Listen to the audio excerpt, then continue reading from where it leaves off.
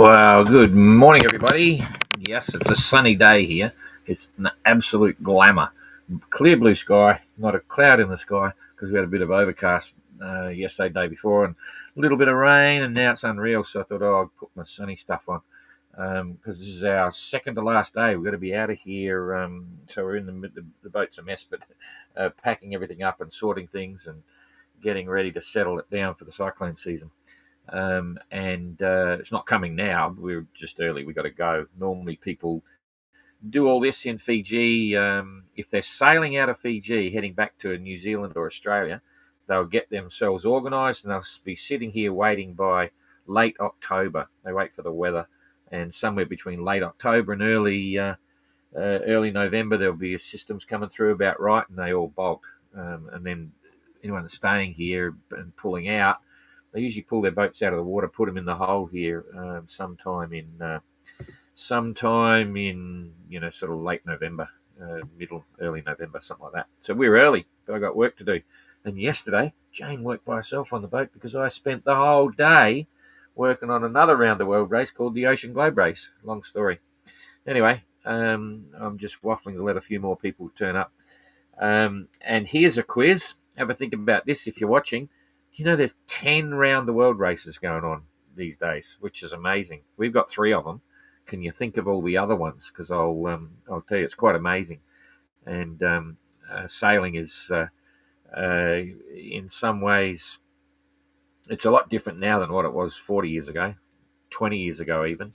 And there's a lot of people out sailing now, get their boat and go. And so there's a lot of boats sailing around the world, like our little 580s, but we're doing it in style. So, and SAILS are a big issue. SAILS are absolutely going to be a topic of discussion. I'll just tell you what I feel about SAILS and how they're going to go around the rest of the trip, because there's still a long way to go. Anyway, it's interesting, and Pilar's still out there. So let's head over to the tracker now. You're on the tracker, and so I'm coming onto the tracker right now.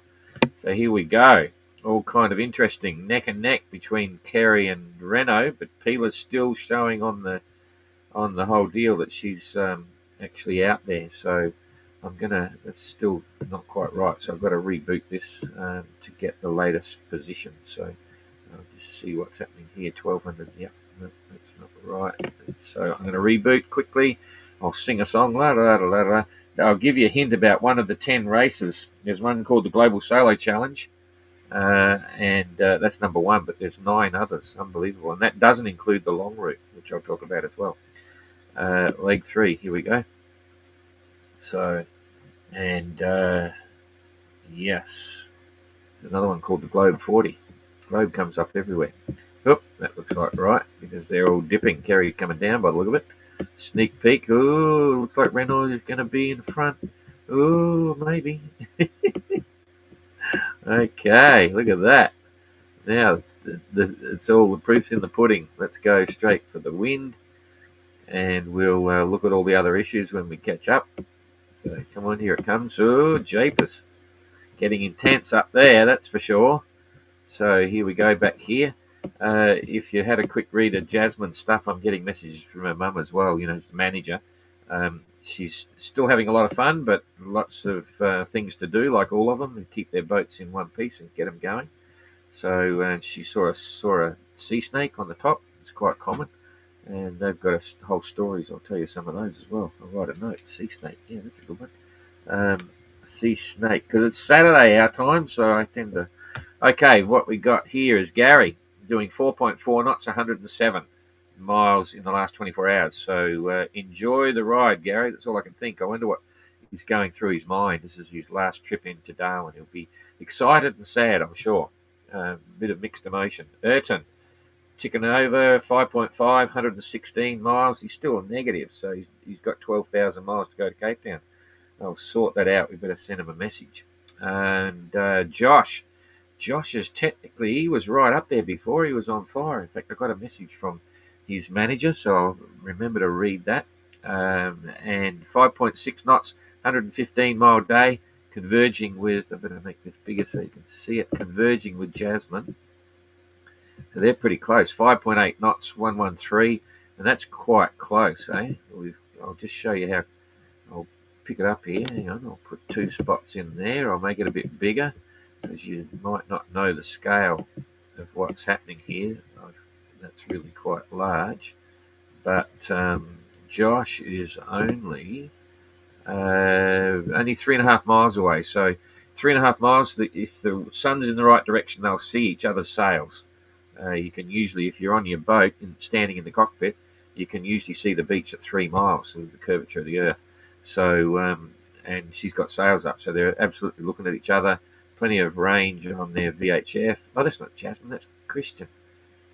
Sorry, Jasmine's right over here, 22 miles. They're not looking at each other, but they are on VHF. The 3 of them would be talking VHF, and that's Christian, not Jasmine.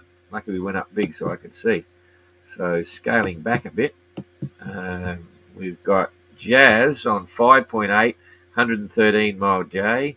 So Josh has picked up 2 miles on Christian. I keep getting them. It's too early in the morning, but I've actually been up since 6 o'clock. Jasmine is doing 5.8 and 118 mile day. Right, we've got Burton. I'm coming back down. I think Eric will be next. No, where's Eric? Okay. Jacob, 6.2, 115 mile day. They're all doing about the same daily run. Adam, 5.4, 79 mile day. Not sure what's happened there. Eric, there's Eric. 5.6 knots for Eric and 119 mile day. So Eric's done pretty well over the daily runs. Not sure why Adam's kicked back there, but it's a bit patchy. Starting to get patchy bits, so probably you can see the light blue coming up here around the line. So and Pilar, who was leading, but now she's lost her crown for some reason. So 4 hours ago she still was, but now she's stretching out. So 3.8 knots. Okay, and negative 11 miles. That's probably because she's slowed down. And it's in relation to the run line, but it still sounds a bit weird. So let's just forget about that for now. Damn, 5.6 knots, still got breeze, minus 39. Yeah, that could be right, because you've got to remember the run line's dipping basically close to due south. So forget about that, just low speed, 5.6. Kerry, looks like he's not in the lead now. 4.2 knots, minus 59. And 5.2 knots, minus 83. So they're neck and neck. There's nothing in it. They're side by side. If we do again what we did yesterday, I reckon Renault's right. Renault's on top of this. So Renault, technically speaking, if we pick a point there and say who's the closest to that point, it's Renault. 441 miles for Renault and 449 miles. So about 7 miles back. So interesting game plan. And it's not over yet, but weather is all about wind right now, and let's just see what the currents are doing. We'll hit that, we'll see who's in current and who's not, and what the current's doing. Okay, it's all softened off a lot, so they've both got equal current. Same with Dan. Pilar's only just coming to the current, it's not going to help her, if you can see that. It's going to go across, so Kerry's probably hung in there a little bit, got a bit of that. Renault's now back out here, so they're neck and neck. And Dan is only about, that looks like about 30 miles or something, 45. But that's not on course, that's distance between. So if we put it to transom on the course, he is 46 miles behind Renault. And Pilar is basically on course. If we put that there, Pilar is about 95 miles behind Renault. So this lead group are going to have a lot of fun. They've still got a long way to go. And if we now just have a look at the currents overall, push this back here. No one's getting a real kick here, but that's interesting because this current here for Jacob will be bouncing around like crazy. And it's interesting. We got a new leader. Jacob's in the lead. Woohoo! Work that out. I'm not even going to go there. Mark's having fun in the current down there as well. You can see he's been zipped down there, and then he's got to sort out the other bits. But anyway, so Jacob's now the winner, the leader, based on the run line, which is a bit obscure, so forget about that. But he's got a head close to a head current, so he's going to be bouncing around. The wind is coming this way from the southeast, and the current's coming from the northwest. So that's a bit of a convoluted type sea, wobbling all over the place. The guys at the back here, but the same. So they're going to be bouncing.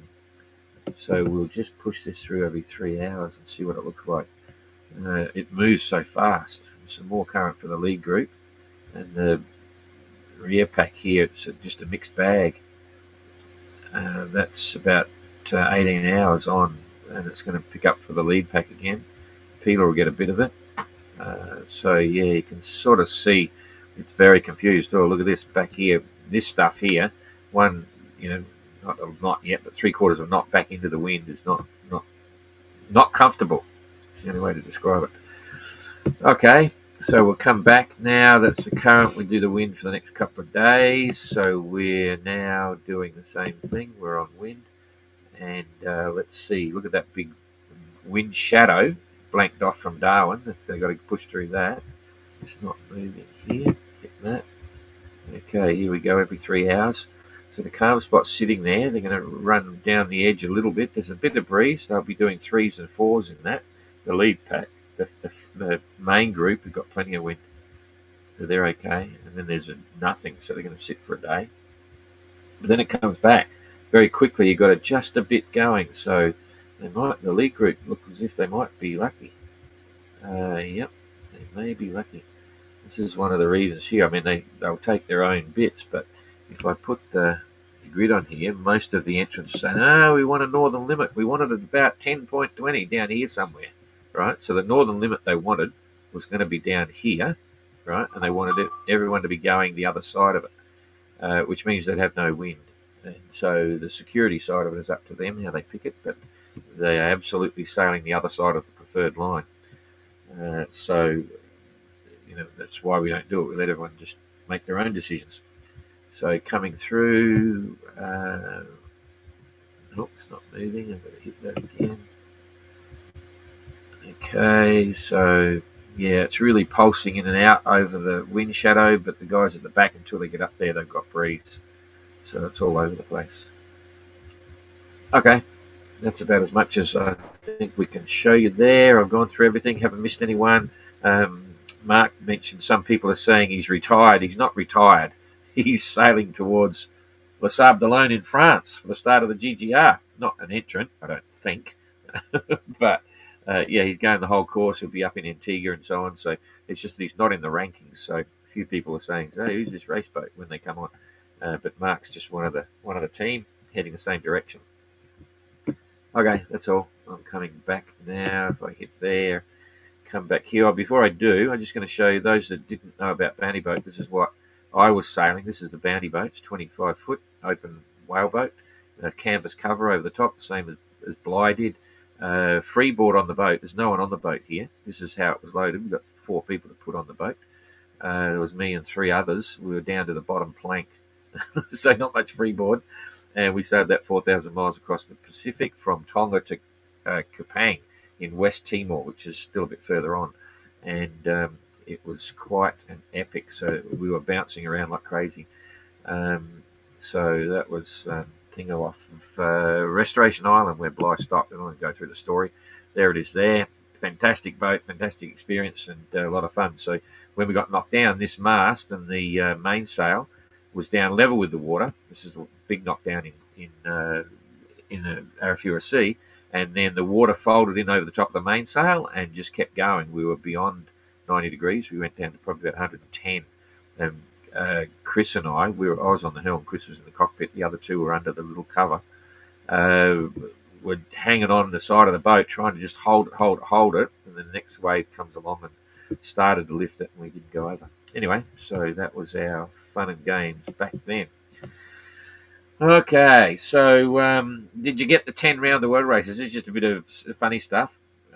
One's called the Globe 40. They're class 40s going around the world, and they're actually lifting up. It's only a category 1 race. It's quite amazing because they have challenges with stabilities on class 40, so they can't make the category O safety standards. So they come around Cape Town and go up into the Indian Ocean, and they come dip down under just the bottom of Australia, and then they go up into the Pacific, and then they dip down under Cape Horn, and they're away. It's a great race. There's the Clipper race, Robert Knox Johnson's race. There's the Global Solo Challenge. Then there's the MGR, OGR, and GGR. There's the Vendée Globe. And then there's the World Star, which was interesting. And then there's the Ocean Race. And then there's the Ultims, the guys solo round the world in 100-foot trimarans. Just crazy, unbelievable to watch. And just like the GGR, a very big, challenging effort to finish. The GGR is a race of attrition, and so is the Ultims at the other end of the spectrum. Anyway, I don't know where that came from because I was working on the OGR all day yesterday. The GGR and OGR are about to launch it very soon. 1 year out and 2 years out. Okay, what do we got here? I've only got 2 comments. Does that make sense? Unless I can't get it around. Okay. Yes, I'm also watching Pit Hare has also joined Canadian Racing in Be Water Positive doing the Ocean Race, about to pull into Carrington. I'm really confused because Cole Brower, the young lady who did really well in the last Global Solo Challenge, I thought she was racing as crew on one of the. Is that what? I haven't followed. I've been so busy, but I see she's sailing a 40 now. I thought she was on one of the boats in the Round Europe race, but she ain't there. Anyway, that was kind of interesting. Graham, hi Don. If they had Insta360 cameras, they would get amazing videos. Also, make brackets to mount. Yeah, I've had the 360s for probably. I actually had one here when I was with in 21 in Antigua at the end of the transit. Anyway, long story. But yeah, they're great cameras. You can do amazing things. They use up a lot of bandwidth and things like that. But a few people have got them. So, but it all comes down to money. I think mine was $1,000 or something. So the 580 guys are a bit stressed with money, which is normal. So that's it. I was going to just refer to SAILS. SAILS are a big issue now. And we've known it's coming, but it's just starting to show its teeth with Jasmine, and it'll happen to others. I just saw Christian talking about his SAILS, his spinnakers mainly. The luff and leach tapes are starting to pull apart, and the UV is going to get to them, and then using every time the sail cloth bends and flaps, it starts to use up the rigidity of the fibres and the strength of the fibres, and eventually they look the same, and all of a sudden one day it just goes pop and the whole lot goes, and you think, oh, cheapers. So yeah, that's going to be, I don't know whether they'll get around. I really we'll have to wait and see. And for the fore and aft sails, the mainsail and the jib, if there's a furling gear, the jib gets looked after a bit better than piston hanks because it doesn't get crunched around as much, because it gets rolled up nice and neat and tidy, keeps the fibres straight line. And the mainsail, it's okay, but it gets hammered, not only the UV, but just reefing, unreefing, pressure on the mainsail on the spreaders, because Renault's had holes put in and patched them up, and a couple of the others have as well. But I think the fore and aft sails will get around, the mainsail and the head sail, but it's just the spinnakers, and the spinnakers are so relevant to certain things. They're going to become less relevant once they get to Mauritius, but getting all the way down to Mauritius, yes, the asymmetrics are getting a lot of work, and then when they and then it's a mixed bag going around to Cape Town, but maybe not so much work. And then from Cape Town, getting out of there a week or so, it's pretty solid trades. But after about a week, the asymmetrics come back online as being really important again. Pretty much all the way across to the finish in Antigua, and that's another 7,000 miles from Cape Town. Is that right? 2, 4, 6, nearly 7,000 miles from Cape Town, and there's still about 6 and a bit, 7 to Cape Town from there. So watch this space. And I think some will start to think, oh, maybe we'd better just order one anyway and have it waiting in Cape Town. They don't have to use the quantum sails. If they had another sail or used a local sail maker, they can use it, but it costs them 5% of their time on the water. I mentioned that yesterday. So they can get a new sail made quickly in Cape Town and then take that. But if they use it, it's 5% of the total time. Not while the sail's up, it's actually that leg. So that's a bit of a trick. Okay. Garth, just not this leg. Yeah. I said, what's happening? You're talking about Cole. Yeah, okay. I couldn't work it out. She's having fun on the 40 anyway. Has anyone changed standing rigging yet? Yeah, in fact, most of them did. In Fiji, here was Sammy. He's a cool dude, the rigger here. Um, so I forget, I didn't do a list. I think Dan was one of the few that didn't do it because he had it checked and stuff. But Urton did. Christian did. He brought his rigging over from Selden himself to just refit. But then they found one of the wires in the swage. I don't know whether we talked about this one. It wasn't squeezed. It wasn't clamped on the wire. He was about to put it up, and he pulled the. But Sammy swaged it, and then a bunch of the others did. Yeah, so most of them did, and it wasn't cheap, but it wasn't that expensive to do, and it's a good safety factor because you don't know how much work they're actually doing. They'd probably go all the way around the world without being replaced, but some of the boats have done previous Atlantic runs, Jasmine and Trekker, whole pile of stuff. So yes, a lot of the rig has been replaced. Anyway, that's about it. I think we've run out of things to say, so it's been 20 minutes. That's fine. We'll see you. We will get a tracker update tomorrow, which is Sunday, but then probably not on Monday because we're travelling. So we'll see you tomorrow. Great. I bought direct sales from China, owned by Scottish guy and Canadian guy. Amazing quality, very cheap. Yeah, look, sales are sales. That's the interesting part about it.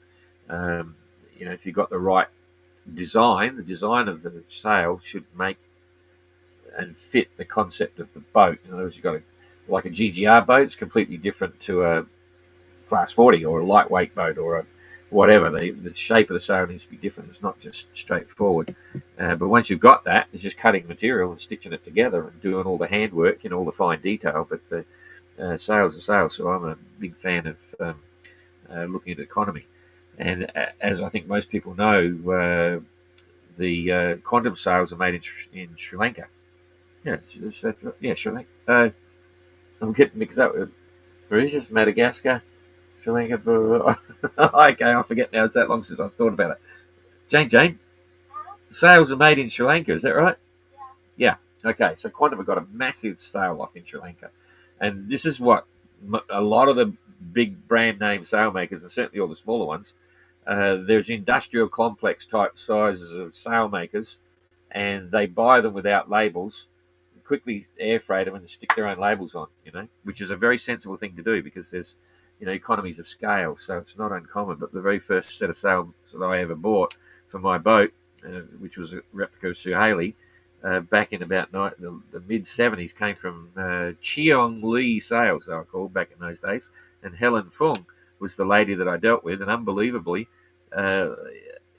like 40 years later, I contacted her again to get some sails for the big motor sail I was doing in China. She's still there. She still remembers me. They used to send me Christmas cards for 15 years. And she pulls out the original letter that I typed on a typewriter with the sky thing.